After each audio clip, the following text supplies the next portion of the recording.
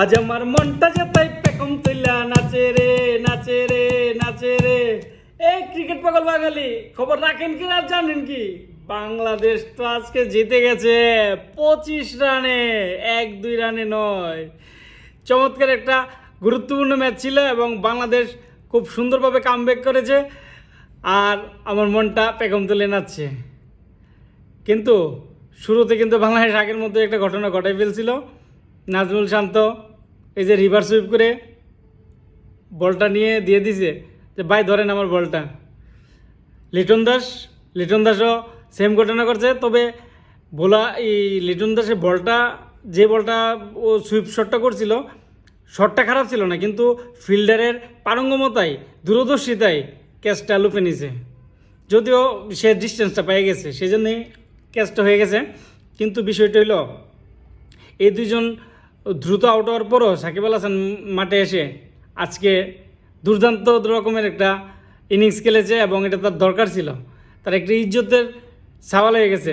আর সবচেয়ে বড় কথা হলো এই যে ইন্ডিয়ান সাবেক ওপেনার বীরেন্দ্র সেহবাগ, ওনাকে ধন্যবাদ জানাচ্ছি, কারণ বীরেন্দ্র সেহবাগের জন্যই আমার কাছে মনে হচ্ছে সাকিব আল হাসান জ্বলে উঠছিল। যে সমালোচনা শুরু হয়ে গেছে, এখন তো আর বসে থাকা যাবে না, পারফর্ম করতেই হবে। আর ডু অর ডাই পজিশনে চলে এসেছে, হারলেই বাদ এরকম পজিশন। যাই হোক, বাংলাদেশ জিতলো। সাকিব আল হাসান 46 বলে 64 রানে একটা দুর্দান্ত ইনিংস খেললো, যার মধ্যে 9টা 4 ছিল। তারপরে ওপেনার তানজিদ হাসান তামিম, তার ইনিংসটাও একটা গুরুত্বপূর্ণ ভূমিকা রাখছে। আর শেষের দিক দিয়ে যে জাকির হাসান, কি জানি নাম, জাকির আলী অনিক, মানে তার ব্যাটিং পজিশনটা থেকে এরকম, মানে ব্যাটটা এরকম মাটিতে মারে না, রেডি।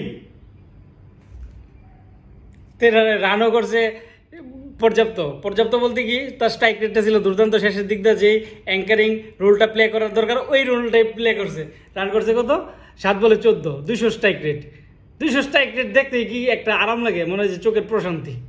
আর এই পারফরমেন্সটা যে বাংলাদেশের হয়ে তাহলে তো ভালো লাগার শেষে থাকে না। কিন্তু ইনিংসটা কিন্তু বাংলাদেশের যে ব্যাটিংটা ছিল, ফিল্ডিংয়ের সময় 14 ওভার 3 বলে আমি দেখতে পাচ্ছি যে কি জানেন, এই উইনিং প্রেডিকশনটা ছিল ওই নেদারল্যান্ডের ছিল 57 আর বাংলাদেশের 43। মনটা তো আমার খারাপ হয়ে গেছে। কী অবস্থা! ওই ওভারের মধ্যেই কিন্তু 2টা উইকেট নিয়ে নিল পটাপট রিশাদ হোসেন। এক মোমেন্টাম পেয়ে গেল বাংলাদেশ। এই মোমেন্টামটার পরে আর নেদারল্যান্ড কামব্যাক করতে পারে নাই। অর্থাৎ 14 ওভার 3 বলের পর থেকে 20 ওভার পর্যন্ত বাংলাদেশের বোলাররা পুরোদমে ডমিনেট করছে দ্বিতীয় ইনিংসটা, যার কারণে ওরা আর কামব্যাক করতে পারে নাই, আর জয়ও পায় নাই। বাংলাদেশ জয় পেয়ে গেল, ভালো লাগলো। আজকে সবার বডি ল্যাঙ্গুয়েজ থেকে শুরু করে প্রত্যেকটা ব্যাপারে যে একটা আগ্রাসী ভাব থাকা দরকার, সেটা ছিল। মাহমুদুল্লাহ একটা ওভার করছে, 6 রান দিয়ে একটা উইকেট নিয়ে নিছে। নাজমুল শান্ত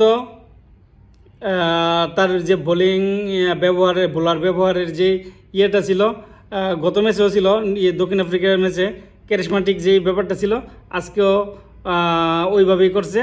আর আরেকটা কথা বলতে চাচ্ছিলাম, লিটন দাসের উপর যে মেজাজটা খারাপ হয়েছিল, তার দুর্দান্ত স্টাম্পিংয়ের কারণে মেজাজটা একটু ভালো হয়ে গেছে। স্টাম্পিংটা কিন্তু দুর্দান্ত ছিল। এই যে উইকেটটা পরপর একেবারে 2টা উইকেট পড়ছে রিশাদ হোসেনের, এই তো নেদারল্যান্ড মানসিকভাবে পিছিয়ে পড়ছে। এই পিছিয়ে পড়া থেকে আর সামনে আগাইতে পারে নাই, আর জয়ও পায় নাই। বাংলাদেশ জয় পেয়ে গেছে। বাংলাদেশে এখন প্লাস পয়েন্টও অনেক বেড়ে গেছে। নেদারল্যান্ড -400, বাংলাদেশে +400, মানে 0.400 সামথিং। এই হিসেবে বাংলাদেশের অবস্থান দ্বিতীয়, সুন্দরভাবে আছে। দক্ষিণ আফ্রিকা 3টাতে 3টা জিতছে, বাংলাদেশ 3টা থেকে 2টা জিতছে। আর শ্রীলঙ্কার অবস্থা জানেন, শ্রীলঙ্কার একবারে করুন 3 ম্যাচে 1 পয়েন্ট, মানে শ্রীলঙ্কার টুর্নামেন্ট থেকে ছিটকে পড়ে নিশ্চিত। আজকের জয়ের মাধ্যমে শ্রীলঙ্কা বাইট, শ্রীলঙ্কার আর কোনো চান্স থাকলো না। বাংলাদেশ জিতছে, খুব ভালো লাগলো। আর আমি বাংলাদেশের একটা জার্সি, এই যে শাহবাবেল, নিয়ে চলে আসলাম।